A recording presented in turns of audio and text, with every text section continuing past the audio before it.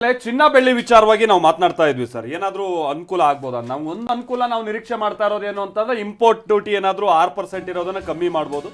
GST ಕೊಳ್ಳೋರಿಗೆ 3% ಇದೆ, 1.5% ಏನೋ ತರ್ಬೋದು ಅಂತ ಕೇಂದ್ರ ಸಚಿವ ಸಂಪುಟ ಸಭೆ ಮುಗ್ತಾ ಇದೆ. ಯಾಕೆ ಈ ವಿಚಾರ? ನಮ್ಮ ಜೊತೆಗೆ ಒಬ್ರು ಚಿನ್ನದ ವ್ಯಾಪಾರಿ ಇದ್ದಾರೆ. ನನ್ಗೊಂದು ಗೊಂದಲ ಏನು ಅಂತಂದ್ರೆ ಇಷ್ಟಾದ್ರೂ ಚಿನ್ನದ ಅಂಗಡಿ ಯಾಕೆ ಡೈಲಿ ಓಪನ್ ಆಗ್ತಿದ್ದಾವೆ?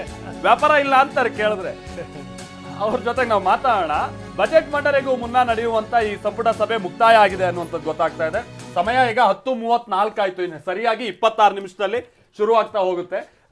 ನಾನು ಚಿನ್ನದ ವ್ಯಾಪಾರಿ ರವಿಕುಮಾರ್ ಅವ್ರ ಜೊತೆ ಮಾತನಾಡ್ತೀನಿ. ಅದ್ರ ಜೊತೆ ಮುನ್ನ ಮರಂಕಲ್ ಸರ್ ಏನೋ ಮಾತನಾಡಬೇಕು ಅಂತ ಬಯಸ್ತಾ ಇದ್ದಾರೆ. ಸರ್ ಹೇಳಿ ಸರ್.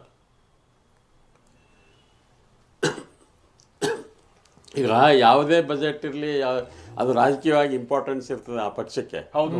ಇಲ್ಲಿ ಈಗ 1 ದಶಕ ಮುಗೀತು. ಈಗ ಮೋದಿಯವರು ಈಗ 10 ವರ್ಷ ಮುಗೀತು. ಈಗ 11ನೇ ವರ್ಷಕ್ಕೆ ನಾವು ಕಾಲಿಟ್ಟಿವಿ, 11-12 ವರ್ಷಕ್ಕೆ. ಇಲ್ಲಿ ಕೂಡ ನಾವು ಚಿನ್ನದ ಇದು ಕಡಿಮೆ ಆಗಿಲ್ಲ, ಇದು ಹೆಚ್ಚಾಗಿದೆ, ಸರ್ವಿಸ್ ಸೆಕ್ಟರ್ ಇಂಪ್ರೂವ್ ಆಗಿದೆ ಅಂತ ಹೇಳ್ತಾ ಇದ್ದೀವಿ. ಬಟ್ ಆದರೆ ಯಾವುದೇ ಸರ್ಕಾರ ಇರಲಿ 70 ವರ್ಷದಿಂದ ಅಗ್ರಿಕಲ್ಚರ್ ಸೆಕ್ಟರ್ಗೆ ಇಂಪಾರ್ಟೆನ್ಸ್ ಕೊಡ್ತಾ ಇಲ್ಲ. ಇನ್ನೊಂದು ಇಂಡಸ್ಟ್ರಿಯಲ್ ಸೆಕ್ಟರು ನೆಗ್ಲೆಕ್ಟ್ ಆಗಿದೆ. ಎಲ್ಲಿವರೆಗೆ ಯಾವುದೇ ದೇಶದ ಆರ್ಥಿಕತೆ ಇರಲಿ, ಇಂಡಸ್ಟ್ರಿಯಲ್ ಸೆಕ್ಟರು ಮತ್ತು ಅಗ್ರಿಕಲ್ಚರ್ ಸೆಕ್ಟರ್ ಇಂಪ್ರೂವ್ ಆಗಲಿಲ್ಲ ಅಂದರೆ ಅದರದ್ದು ಆರ್ಥಿಕತೆ ಸುಧಾರಿಸಲ್ಲ, ಆಮೇಲೆ ಸ್ಥಿರತೆ ಇರಲ್ಲ. ಈಗ ಉದಾಹರಣೆಗೆ ಚೈನಾ, ಅವ್ರದ್ದು 1970 35 ಮಿಲಿಯನ್ ಟನ್ ಇತ್ತು. ಈಗ 800 ಮಿಲಿಯನ್ ಟನ್ನಿಗೆ ಹೋಗಿದೆ. ನಮ್ಮದು 40-45 ಮಿಲಿಯನ್ ಟನ್ ಇದ್ದದ್ದು 400 ಕೂತ್ಕೊಂಡಿವಿ. ಬೆಂಬಲ ಬೆಲೆ ಎಲ್ಲಿವರೆಗೆ ರೈತರಿಗೆ ಸ್ಟ್ರಕ್ಚರಲ್ ಚೇಂಜಸ್ ಬರಲ್ಲ ಅಗ್ರಿಕಲ್ಚರ್ದಾಗೆ, ಅಲ್ಲಿವರೆಗೆ ರೈತರಿಗೆ ಯಾವುದೇ ಲಾಭ ಬರಲ್ಲ. ಯಾವ ಸರ್ಕಾರ ಬಂದರೂ ಇಷ್ಟೇ 2,000 ಇದು ಕೊಡಿ, 1,000 ಕೊಡಿ, ಸಬ್ಸಿಡಿ ಕೊಡಿ ಅಂತ ಕೇಳೋವಿನ ಬೇರೆ ಯಾವುದೇ ಥರದ ಲಾಭ ಆಗಲ್ಲ. ಆಮೇಲೆ ಈ ವಿಕಸಿತ ಭಾರತ್ ಬಗ್ಗೆ ನಾವು ಹೇಳ್ತಾ ಇದ್ದೀವಿ. ಇಂಡಸ್ಟ್ರಿಯಲ್ ಸೆಕ್ಟರು ಜಾಬ್ ಕ್ರಿಯೇಷನ್ ಇರಬೇಕು. ಜಾಬ್ ಕ್ರಿಯೇಷನ್ ಇಲ್ಲ ಅಂದರೆ ಆ ಎಕಾನಮಿ ಸ್ಥಿರತೆ ಇರಲ್ಲ. ಈಗ ಏನಾಗಿದೆ ಅಂದರೆ ಫಾರಿನ್ ಇನ್ವೆಸ್ಟ್ಮೆಂಟ್ಸ್ ಬರ್ತಾ ಇದೆ, ಸರ್ವಿಸ್ ಸೆಕ್ಟರ್ ಸಿಕ್ಕಾಪಟ್ಟೆ ಇಂಪ್ರೂವ್ ಆಗಿದೆ. ಹೀಗಾಗಿ ಎಕಾನಮಿ GDP ಜಾಸ್ತಿ ತೋರಿಸ್ತಾ ಇದ್ದೀವಿ. ಒಂದು ಸಡನ್ನಾಗಿ ಏನಾದರೂ ಅಗ್ರಿಕಲ್ಚರ್ ಮತ್ತು ಇಂಡಸ್ಟ್ರಿಯಲ್ ಸೆಕ್ಟರ್ ಕೂಸಿದ್ರೆ ಅವಾಗ ನಮ್ಮ ಎಕಾನಮಿ ಎಲ್ಲಿ ಹೋಗ್ತದೆ ನಮಗೆ ಗೊತ್ತಿಲ್ಲ.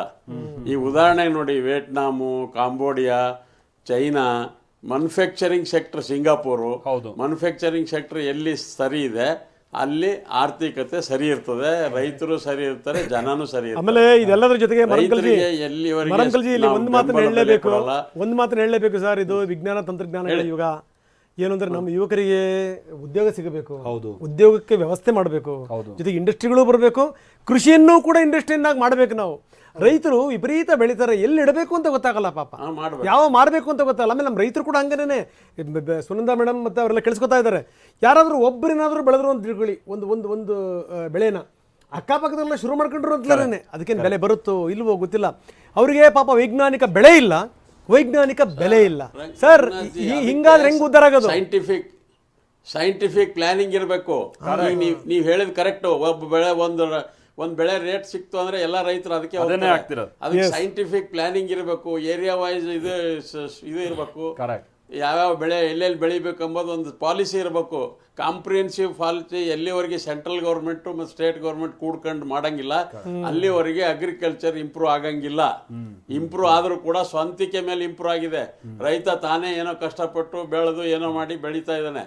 ಅದು ಬಿಟ್ರೆ ಸರ್ಕಾರದಿಂದ ಆಗಲಿ, ಯಾವುದೇ ಸರ್ಕಾರ ಇರಲಿ, ಕೇಂದ್ರ ಸರ್ಕಾರ ಇರಲಿ, ರಾಜ್ಯ ಸರ್ಕಾರ ಇರಲಿ, ಕಾಂಗ್ರೆಸ್ ಇರಲಿ, BJP ಇರಲಿ, ರೈತರಿಗೆ ಆರ್ಥಿಕತೆ ಬದಲಾವಣೆ ಬರಕ್ಕೆ ಏನ್ ಮಾಡಬೇಕು ಎಂಬ ಸೈಂಟಿಫಿಕ್ ಆಗಿ ಇಲ್ಲಿವರೆಗೂ ಮಾಡಿಲ್ಲ. ಈಗ ಉದಾಹರಣೆಗೆ ಇಲ್ಲಿ ಈಗ ಕಬ್ಬಿನ ಬೆಲೆ, ಬೆಂಬಲ ಬೆಲೆ ಅದೆಲ್ಲ ಸರಿಯಾಗಿದೆ, ಎಲ್ಲರೂ ಕಬ್ಬಿಗೆ ಹೋಗ್ತಾ ಇದಾರೆ. ಕಬ್ಬು ಗ್ಲಟ್ ಬಂದ್ರೆ ಅವಾಗ ಫ್ಯಾಕ್ಟ್ರಿಗಳು ಕಬ್ಬೆ ತಗೋಲ್ಲ. ಸೊ ರೈತರಿಗೆ first of all scientific planning ಕೊಡಬೇಕು. ಸೈಂಟಿಫಿಕ್ ಪ್ಲಾನಿಂಗ್ ಅಂದ್ರೆ ಈ ಏರಿಯಾದಾಗ ಈ ರೈತ ಇಷ್ಟು ಬೆಳಿಬೇಕು, ಇಲ್ಲಿ ಇಷ್ಟು ಬೆಳಿಬೇಕು, ಇವ್ರು ಇಷ್ಟು ಬೆಳಿಬೇಕು, ಆಮೇಲೆ ಅದಕ್ಕೆ ಮಾರ್ಕೆಟ್ ಹೆಂಗ್ ಕ್ರಿಯೇಟ್ ನಮ್ಮ ರಾಜ್ಯದಲ್ಲಿ. ನಾನು ಉತ್ತರ ಕರ್ನಾಟಕದಿಂದ ಬರ್ತೀನಿ.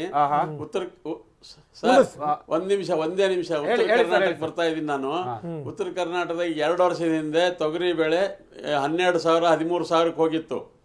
ಈಗ ಮಾರ್ಕೆಟ್ನಾಗ ತೊಗರಿ ಬೆಲೆ ಇಳಿದಿಲ್ಲ, ಆದರೆ 7,000 8,000 ತಗೋರ್ ಗತಿ ಇಲ್ಲ 1 ಕ್ವಿಂಟಾಲ್ ತೊಗರಿ.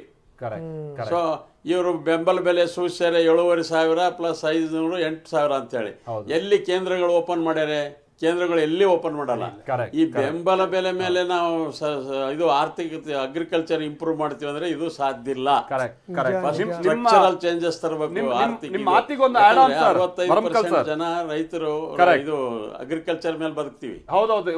ಒಂದು ಆಡ್ ಆನ್ ಏನಂದ್ರೆ ಸರ್, ಒಂದು ಗಮನಿಸ್ತಾ ಇದೀವಿ, ಉತ್ತರ ಕರ್ನಾಟಕ ಭಾಗದಲ್ಲಿ ಸರಿಯಾಗಿ ನೀರಿನ ವ್ಯವಸ್ಥೆ ಇಲ್ದಿರೋ ಭಾಗದಲ್ಲಿ ಅಡಿಕೆಗಳನ್ನ ಹಾಕ್ತಾ ಇದ್ದಾರೆ ಸರ್. ಅಂದ್ರೆ ಅವ್ರು ಸರ್ ಹೇಳ್ದಾಗೆ ಎಲ್ಲಾದ್ರೂ ಒಂದು ಬೆಲೆ ಇದೆ ಅಂತ ಅಂದ್ಬಿಟ್ರೆ ಸಾಕು, ಎಲ್ಲ ಅದೇ ಬೆಳೆ ಕಡೆಗೆ ಹೋಗ್ತಾ ಇದ್ರೆ ಯಾವ ಭಾಗದಲ್ಲಿ ಏನ್ ಬೆಳಿಬೇಕು, ಅದ್ರದ್ದು ಎಷ್ಟು ಡಿಮಾಂಡ್ ಇದೆ. ಈಗ ಏನಾದ್ರೂ ನಮ್ಮ ಸೆಂಟ್ರಲ್ ಗೌರ್ಮೆಂಟ್ ಮುಕ್ತವಾಗಿ ಭೂತಾನಿಂದನೋ ಶ್ರೀಲಂಕಾದಿಂದನೋ ಅನ್ನೋ ಅಡಿಕೆ ತರಿಸ್ಕೊಳ್ಳೋಕೆ ಶುರು ಮಾಡಿದ್ರೆ ಏನಾದ್ರು ಎಲ್ಲಿಗೆ ಹೋಗಿ ಬೀಳುತ್ತೆ ಅಡಿಕೆ ಬೆಲೆ, ಇವರೆಲ್ಲ ಬೆಳೆದವ್ರು ಏನಾಗ್ಬಿಡ್ತಾರೆ ಅನ್ನುವಂಥದ್ದು ಬಹಳ ಆತಂಕ ಹುಟ್ಟಿಸ್ತಾರೋ ಒಂದು ಸಂಗತಿ. ಅಂದ್ರೆ ಯಾವುದಕ್ಕೂ ಒಂದು ಲೆಕ್ಕಾಚಾರ ಇಲ್ಲದೆ ಇರುವಂತ ರೀತಿಯಾಗಿ ಆಗಿದೆ. ಹೇಳಿ ಸರ್. ಮಾಲ್ತೇಶ್ ಅದೇ ಆಗಿದೆ. ಈಗ ತೊಗರಿ ಬೆಳೆ ಯಾಕೆ ಕುಸ್ತಿದೆ, ಇದು ಬೆಳೆ ಯಾರು ಕೇಳೋರಿಲ್ಲ ಅಂದ್ರೆ ಮೊಜಾಂಬಿಕ್ ನಿಂದ ಇವರು ಇಂಪೋರ್ಟ್ ಮಾಡ್ಕೊತಾ ಇದಾರೆ.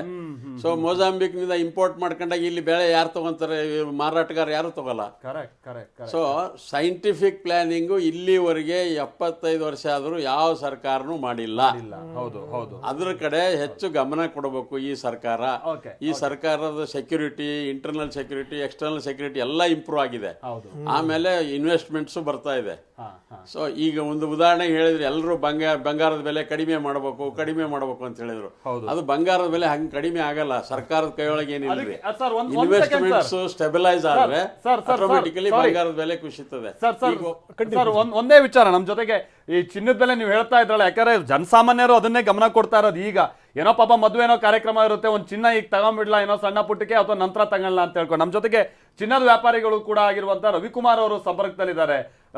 ರವಿಕುಮಾರ್ ಸರ್, ನೀವ್ ಏನ್ ನಿರೀಕ್ಷೆ ಮಾಡ್ತಾ ಇದ್ರಾ? ಚಿನ್ನದ ಬೆಲೆ ಇಳಿಕೆ ಅಕಸ್ಮಾತ್ ಆಮದು ಸುಂಕ 6ರಿಂದ ಕೆಳಗಿಳಿಸಿದ್ರೆ, GST 3ರಿಂದ ಏನಾದ್ರೂ ಕೆಳಗಿಳಿಸಿದ್ರೆ ಬಹಳ ಬದಲಾವಣೆ ನಿರೀಕ್ಷೆ ಮಾಡ್ಬೋದಾ ಸರ್? ಜನಸಾಮಾನ್ಯರು ಹೇಗ್ ನೋಡ್ಬೇಕಿದೆ ಇವತ್ತು ಬಜೆಟ್ ನ ಚಿನ್ನ ಹಾಗೆ ಬೆಳ್ಳಿ ಖರೀದಿ ವಿಚಾರವಾಗಿ? ನೋಡಿ, ಇಷ್ಟು ದಿನ ಬಡ್ಜೆಟ್ ಏನಿತ್ತು, ಈ ಸಲ ಬಡ್ಜೆಟ್ ಬಂದು ತುಂಬಾ ಐತಿಹಾಸಿಕ ಬಡ್ಜೆಟ್ ಆಗುತ್ತೆ. ಕಾರಣ ಏನು ಅಂದ್ರೆ, ಸುಮಾರು 2024ರಿಂದ 25ರಿಂದ ಯಾರು ಜನ ಬಾಯಲ್ಲಿ ಮಾತು ನೋಡಿ ಚಿನ್ನ ಬೆಳ್ಳಿ ಅನ್ನೋ ಮಾತೆ ಬರ್ತಿದೆ.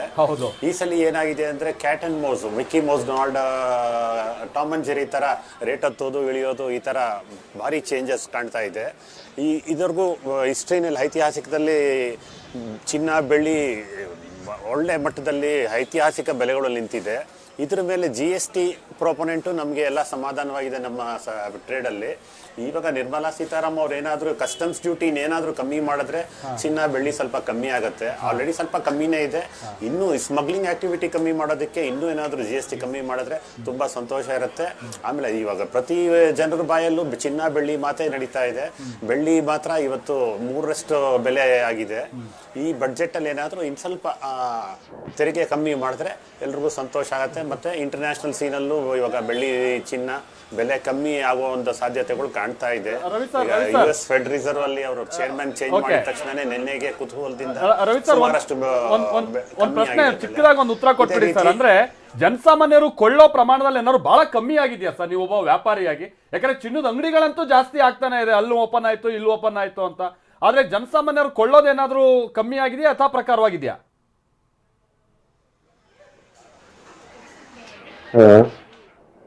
ಇಲ್ಲ, ಇದು ಬಹಳ ಕಷ್ಟದ ಪ್ರಶ್ನೆ ಕೇಳಿದ್ರು ಬಿಡಿ ಮಾಲ್ತೇಶ್, ನನಗೆ ಗೊತ್ತಾಯ್ತು.